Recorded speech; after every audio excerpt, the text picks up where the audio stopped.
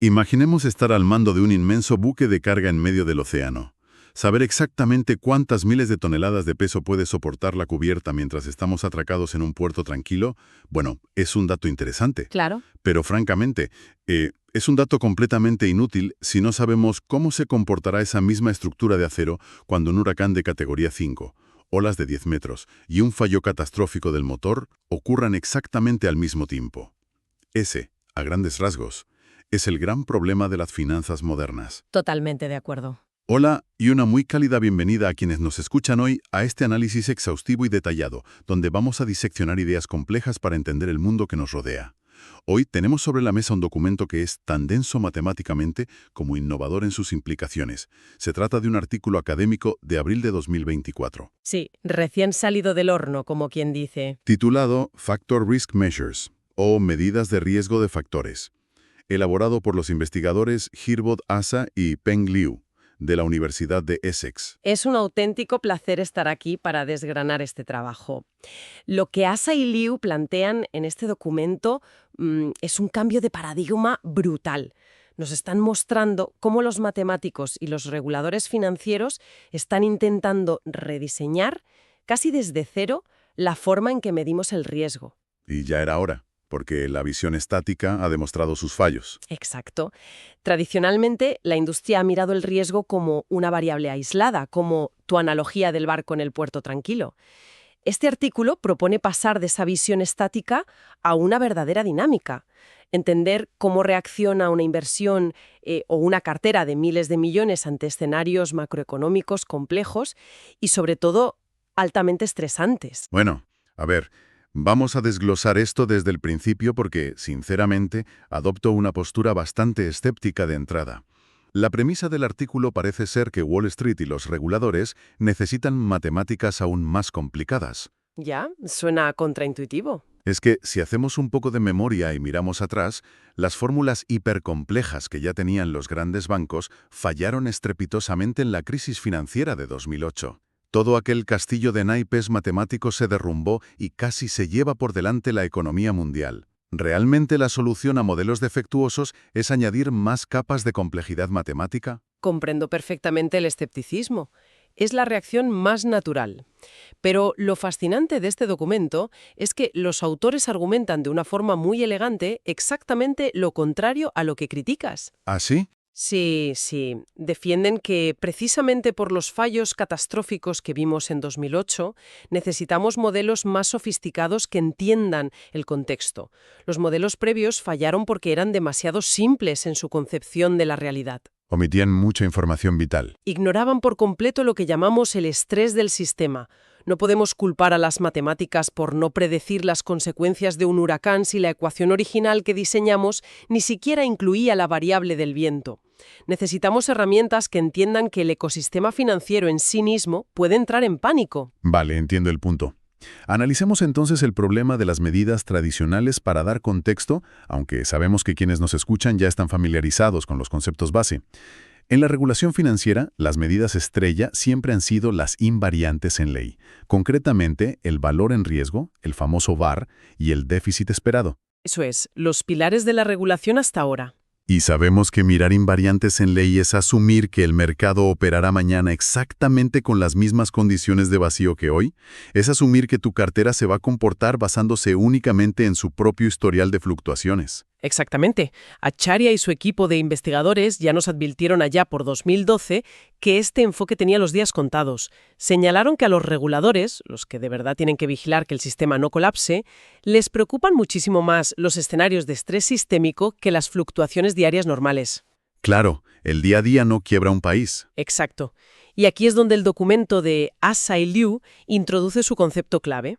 Las medidas tradicionales están ciegas ante los factores externos. Hablamos del riesgo general del mercado, de grandes índices económicos o de tasas de desempleo repentinas. Y me imagino que esto aplica a otros sectores, no solo la banca. Por supuesto. Si nos vamos al terreno de los seguros, ignoran factores ambientales tangibles. Claro, el famoso vector aleatorio W del que hablan los autores en el texto. Así es. Para una aseguradora agrícola, el riesgo de perder la cosecha no depende solo del tipo de semilla. El factor W puede ser la temperatura exacta durante un evento de helada nocturna. O un desastre natural para otro tipo de seguros. Eso es. Para un seguro inmobiliario comercial, el factor W puede ser la lectura en la escala de Richter durante un terremoto en una zona altamente poblada. El riesgo real de pérdida, lo que ellos llaman la variable X, está intrínsecamente ligado y condicionado a ese factor externo W. No se pueden separar. Pero aquí es donde lanzo mi primera gran crítica a la viabilidad de esto. Añadir estos factores externos, este vector W que abarca desde la inflación hasta un terremoto o el pánico del mercado, me parece que convierte a los modelos en algo completamente inmanejable. Entiendo por dónde vas. Mezclar la X con la W suena a crear un monstruo de Frankenstein estadístico. Si ya nos cuesta horrores predecir el comportamiento de una cartera aislada, vincularlo a un vector aleatorio macroeconómico no hace que el modelo sea tan impredecible y volátil que pierda su utilidad práctica en el día a día de un banco. A ver, es una preocupación muy válida desde el punto de vista operativo. Pero en la práctica de la gestión de riesgos extremos, la naturaleza del riesgo se describe de una forma muchísimo más precisa y fiel a la realidad cuando combinamos el riesgo en sí mismo junto con esas variables ambientales. Pero sigue sonando a añadir demasiado ruido al sistema. No es ruido, es contexto. Un activo financiero no es arriesgado únicamente por sus propias características internas, sino por cómo interactúa con el mundo cuando las cosas van mal. Al incluir el vector W, Asa y Liu no están añadiendo ruido al modelo, están capturando el riesgo sistémico real. Ya veo. Básicamente, le están diciendo al modelo: no me digas cuánto puedo perder en un martes cualquiera y aburrido. Dime cuánto capital voy a fulminar el día que el mercado global caiga un 10% de golpe. Esa es literalmente la diferencia entre la supervivencia y la quiebra absoluta de una institución sistémica. Vale, compro el objetivo. Y para solucionar esta ceguera, los autores proponen pasar a una función matemática de lo que denominan doble argumento. Las nuevas medidas de riesgo de factores. Es decir, se acabó lo de meter un solo dato en la coctelera matemática. Exacto. La coctelera ahora necesita dos ingredientes fundamentales. No solo evaluamos la posible pérdida, la X, sino que obligatoriamente emparejamos ese dato con el factor que la condiciona, la W. Pero, ¿cómo logran que esto funcione matemáticamente sin que el modelo colapse por su propio peso? Para que este emparejamiento funcione con rigor, construyen sobre trabajos recientes como el de Wang y Siegel de 2021 e introducen una evolución de un concepto crucial, la invarianza en ley condicional. Vamos a intentar aterrizar ese concepto para no perdernos en la teoría pura. En términos digeribles, esto significa que la nueva medida de riesgo va a depender únicamente de la distribución conjunta del riesgo y de los factores sistémicos. No miramos la pérdida en una habitación cerrada, miramos cómo bailan juntos la pérdida y el factor externo en la pista de baile del mercado. Es una buena forma de verlo. Lo brillante de esto es que permite integrar bajo un mismo paraguas matemático superestructurado conceptos que nacieron de la urgencia del trauma postcrisis de 2008. ¿Te refieres a métricas como el COVAR que desarrollaron Adrian y Brunner Meyer y el Marginal Expected Shortfall, el MES, supongo? Exactamente. Esas métricas fueron parches muy inteligentes creados de urgencia tras la crisis para intentar medir el contagio financiero. Lo que hace este artículo es darles una base teórica y axiomática definitiva. Hablemos de esa base axiomática entonces, porque para que la comunidad académica y los reguladores europeos o estadounidenses acepten esto, los autores establecen unas reglas del juego irrompibles. 5 axiomas, para ser exactos. Sí, monotonía, aditividad comonótona, normalización, invarianza en ley y ordinalidad. Y al leer esta sección del documento, mi escepticismo volvió a dispararse. Suena a reglas matemáticas arbitrarias inventadas en un despacho universitario sin ventanas. Por poner un ejemplo sangrante, ¿qué relevancia tiene en el mundo real algo llamado ordinalidad para un gestor de fondos de pensiones que está perdiendo el dinero real de los ahorros de miles de personas? Entiendo por qué la terminología matemática pura puede sonar a un ejercicio desconectado de la realidad, pero te aseguro que no son reglas arbitrarias. Son los cimientos que evitan que el sistema financiero pierda la cordura. Sigo siendo un poco reacio a comprar eso sin un ejemplo práctico. Tomemos tu ejemplo, la ordinalidad. Fue introducida para axiomatizar los cuantiles. En términos simples, asegura que si aplicas una transformación continua y estrictamente creciente a tus datos, el orden subyacente de tus preferencias de riesgo no cambia. Aterricemos eso un poco más.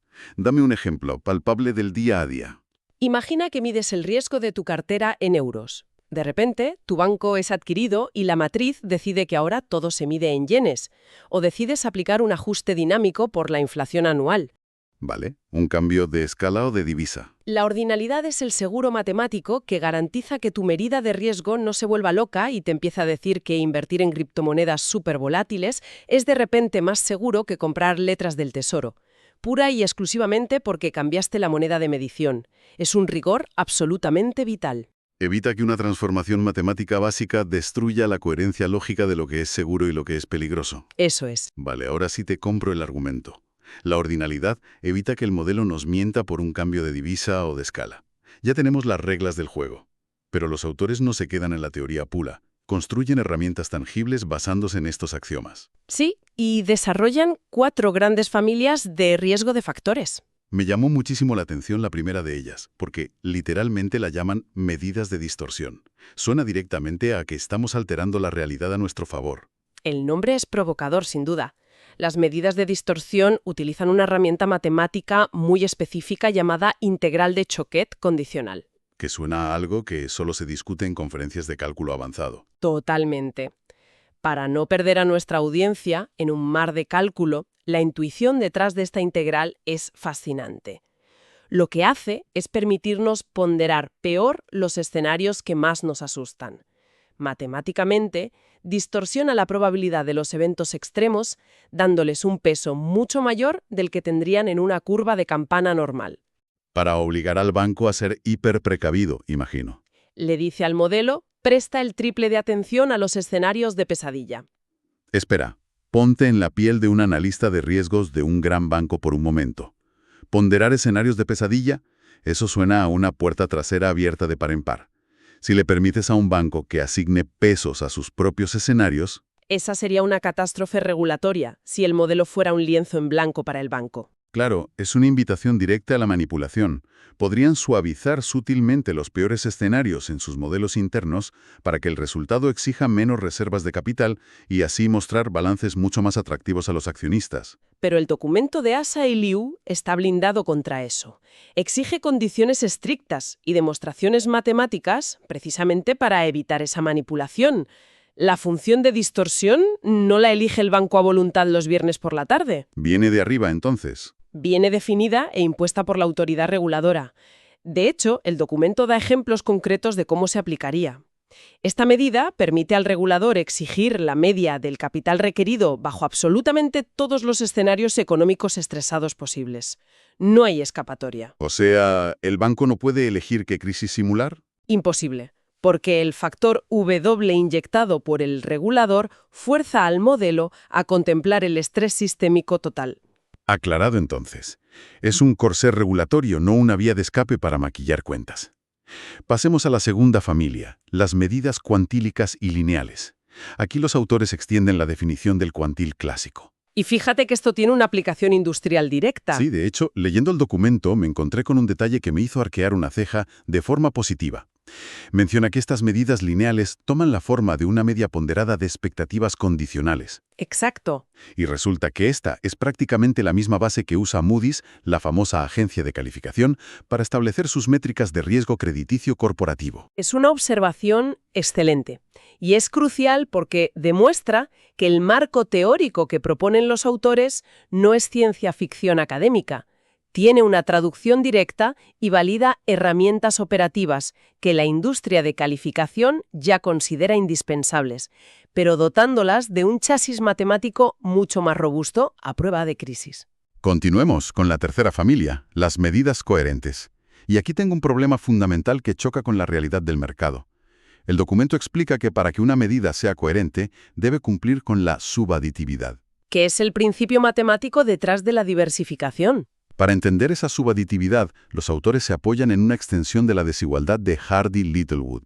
En el mundo real, entiendo que esto es lo que demuestra matemáticamente el viejo dicho de no poner todos los huevos en la misma cesta. Lo has resumido a la perfección.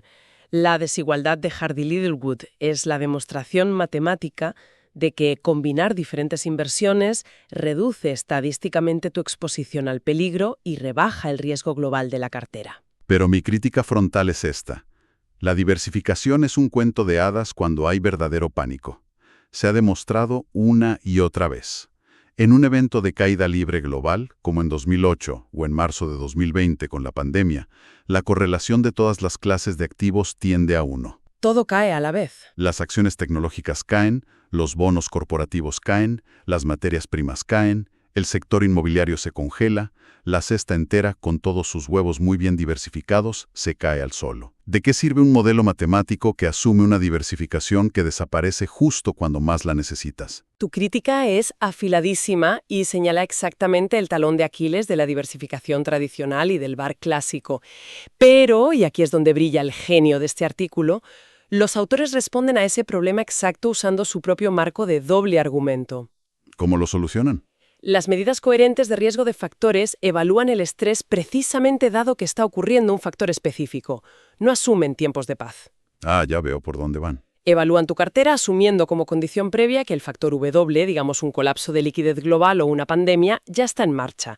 Es una medida de diversificación bajo fuego real. Te dice si tu diversificación sobrevive durante el pánico, no antes de él. Toda esta teoría de fuego real está muy bien, suena imbatible sobre el papel, pero quiero ver si esto funciona en el mundo real, con dinero real y con historia real. El artículo incluye una sección muy extensa de evaluación empírica. Y es una de las partes más sólidas del trabajo. Entiendo que los autores no se anduvieron con rodeos y pusieron a prueba el modelo con un conjunto de datos históricos enorme, que usaron exactamente para someter a estrés su propia teoría. Fueron sumamente rigurosos. No usaron una muestra pequeña. Tomaron datos históricos reales que abarcan 642 meses, desde febrero de 1952 hasta agosto de 2012. Estamos hablando de más de medio siglo de datos. Eso cubre crisis petroleras, el lunes negro del 87, la burbuja.com y el colapso financiero de 2008. Es un campo de pruebas brutal. ¿Y cuáles fueron los factores macroeconómicos, las famosas W, que inyectaron en el modelo? Utilizaron 7 factores financieros fundamentales basados en los archiconocidos factores de Fama y French. ¿Los clásicos? Sí. Esto incluye el tamaño de las empresas, el valor libro-mercado, el momentum del mercado, la tasa libre de riesgo, el factor de plazo y el factor de incumplimiento crediticio, además de otras variables macroeconómicas de fondo. Todo un arsenal de estresores sistémicos. Y con todo ese arsenal de datos, plantearon un duelo empírico muy interesante. Compararon el riesgo de las letras del Tesoro de Estados Unidos, los famosos T-bills, frente a la rentabilidad por dividendo de acciones corporativas. Una comparación muy reveladora. Sabemos que, en cualquier manual básico de economía, las letras del Tesoro se consideran el activo libre de riesgo por excelencia. Son el refugio seguro universal. Pero al aplicar este nuevo modelo de factores, introducen un parámetro clave en la ecuación empírica, el parámetro Q. Explícanos qué es este parámetro Q antes de ir a los resultados, porque creo que cambia todo el juego. Piensa en el parámetro Q como el dial del pánico que tiene el regulador. Matemáticamente representa el nivel de énfasis o sensibilidad que queremos poner en el riesgo sistemático global. O sea, controlan el volumen de la crisis. Exactamente. Si Q es bajo, estamos mirando el mercado con cierta normalidad. Si subimos el valor de Q al máximo, le estamos diciendo al modelo, quiero que me evalúes el riesgo asumiendo que el mercado macroeconómico está en sus peores momentos históricos. Y al cambiar este parámetro Q, los resultados que arrojaron los 642 meses de datos fueron, por lo que leí absolutamente, reveladores y contraintuitivos. Rompieron todos los esquemas tradicionales. Aquí es donde quiero detenerme, porque el documento incluye unos mapas de calor, unos heatmaps, que visualizan este duelo entre las letras del Tesoro y las acciones que pagan dividendos. Y al mirar las zonas rojas y verdes de esos gráficos a medida que subía el dial del pánico Q, los resultados me dejaron helado.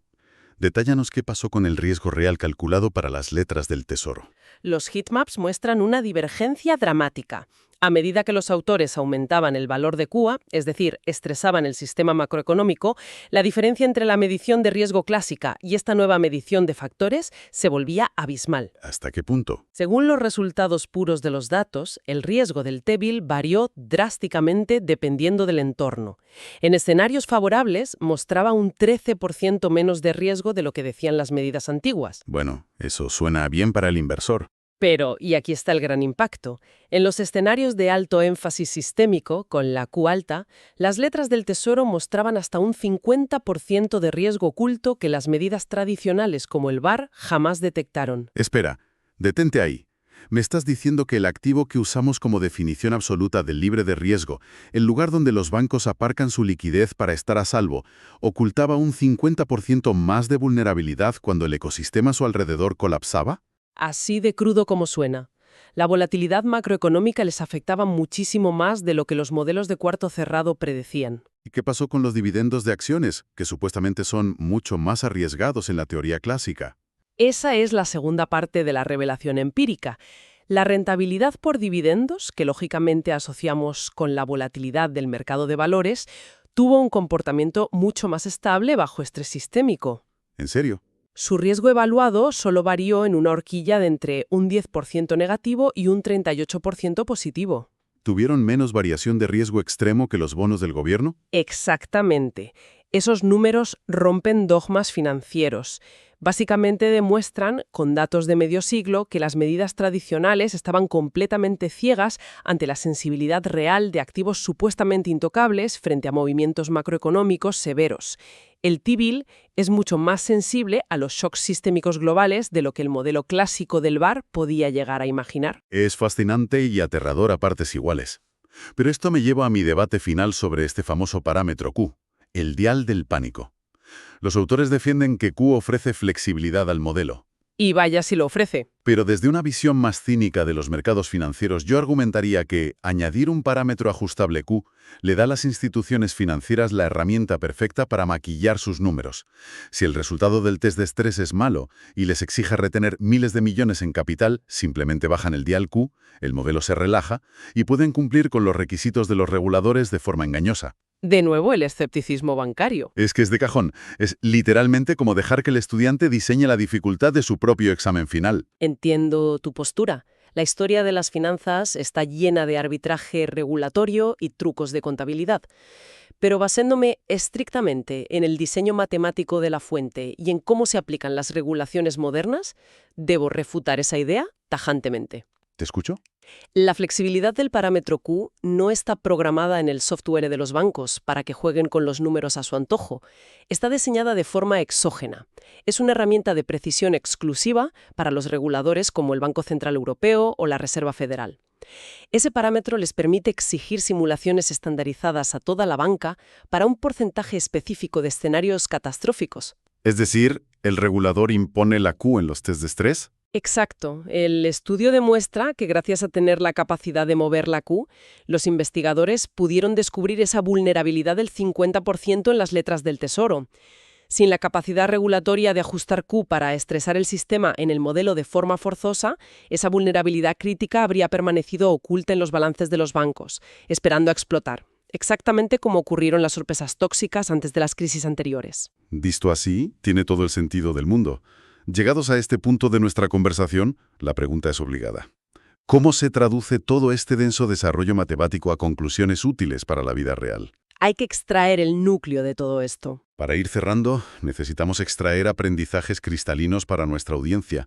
Si tuviéramos que destilar las casi 40 páginas de este artículo en 3 conclusiones esenciales, la primera sería absolutamente innegable. El riesgo financiero nunca, bajo ninguna circunstancia, debe medirse de forma aislada. Completamente de acuerdo. Es la lección principal. Mirar solo el retrovisor de tu propia cartera es suicida. La historia empírica y las nuevas matemáticas demuestran que el riesgo siempre debe considerarse en estrecha relación con los factores macroeconómicos externos, el indispensable vector W. Una segunda conclusión, igualmente fundamental, es que las medidas de riesgo de factores que presentan Asa y Liu no son un mero divertimento académico sin aplicación práctica. Lo que han logrado es monumental. Han unificado decenas de métricas fragmentadas que nacieron del pánico durante la crisis de 2008, como el COVAR o el MES, y las han puesto bajo un solo paraguas matemático, axiomático y extremadamente riguroso. Han construido el motor para la próxima generación de regulación financiera. Y el tercer punto de aprendizaje, que para mí es el más impactante por estar sustentado en la pura prueba empírica de los mapas de calor, Es que los datos históricos demuestran, sin lugar a dudas, que al obligar a los modelos a incluir factores ambientales, se revelan debilidades estructurales ocultas gravísimas. Los famosos puntos ciegos. Exacto. Hablamos de variaciones del 50% en el riesgo de activos que el consenso global siempre había considerado como refugios seguros inquebrantables, como las letras del tesoro. Ha sido un análisis revelador. Como bien dices, es un cambio absoluto en la lente con la que observamos el ecosistema financiero global. Si los reguladores adoptan estas matemáticas de forma generalizada, nos permitirá ver las grietas microscópicas en los cimientos antes de que todo el edificio colapse por el peso del estrés sistémico. Así es, una radiografía mucho más profunda del sistema. Y para cerrar nuestra conversación de hoy, me gustaría dejar un pensamiento provocador flotando en el aire para quienes nos escuchan. Algo para reflexionar más allá de los límites de este asombroso documento. Adelante. Este estudio nos demuestra de forma magistral que con las herramientas adecuadas podemos medir matemáticamente cómo los factores externos afectan a nuestro riesgo individual o corporativo. Nos da un termómetro de altísima precisión. Sin duda. Pero, y aquí está la trampa, si a partir de ahora todas nuestras medidas de riesgo dependen obligatoriamente de factores macroeconómicos, ¿quién vigila la salud y la veracidad de los factores en sí mismos? Esa es una pregunta de tela. Claro. Si el termómetro del riesgo mundial, me refiero a los datos de inflación oficiales, los tipos de interés o las tasas de desempleo, también está roto, o peor aún, está siendo manipulado por fuerzas geopolíticas y gobiernos para parecer más benigno de lo que es, ¿qué modelo matemático nos salvará la próxima vez que el huracán toque tierra? Una pregunta profundamente inquietante y absolutamente necesaria para entender las limitaciones de cualquier modelo empírico. Las matemáticas pueden ser perfectas, pero los datos que las alimentan siempre son humanos y, por tanto, falibles. Nos quedamos con esa reflexión. Queremos agradecer profundamente el tiempo, la atención y el interés que han dedicado a acompañarnos en este análisis profundo. Esperamos haber arrojado un poco más de luz sobre cómo las matemáticas de más alto nivel están intentando, ecuación a ecuación, construir un mundo un poco más frágil frente a la incertidumbre. Les animamos a mantener siempre esa curiosidad continua y ese espíritu crítico vivo. Cuídense mucho y hasta nuestro próximo encuentro.